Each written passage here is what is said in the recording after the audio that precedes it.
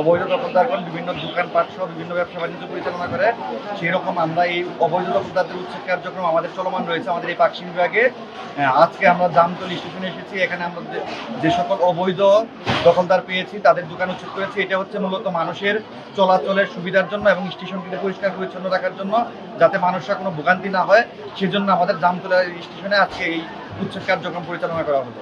এটি ধারাবাহিকভাবে বিভিন্ন স্টেশনে চলমান থাকবে এবং অদূর ভবিষ্যতেও যারা অবৈধ দখলদার তাদেরকে আমি হুঁশিয়ারি করে দিয়ে বলতে চাই যে আপনারা অবৈধ দখলদার থেকে আপনারা যে সমস্ত জায়গায় বৈধভাবে ব্যবসা করার সুযোগ আছে সেই সমস্ত জায়গায় বৈধভাবে ব্যবসা করেন এবং যেখানে জনভোগান্তি সৃষ্টি হবে সেই রকম কোনো কাজ আমরা যাতে কেউ না করি। এক্ষেত্রেও আমাদের নজরদারি অব্যাহত থাকবে এবং বিভিন্ন সময় আমরা খোঁজখবর নিব যে আসলে কাজগুলো কীভাবে করছে। এবং আপনারা জানেন যে আমাদের যে ডিআরএম সহ বিভাগীয় কর্মকর্তাগণ রয়েছেন, তারা নিয়মিত পরিদর্শন করে, বিভিন্ন এলাকায় পরিদর্শন করে। এই সমস্ত বিষয়গুলো যদি পরিলক্ষিত হয় তখন সাথে সাথে তাৎক্ষণিকভাবে ব্যবস্থা নেওয়া হবে।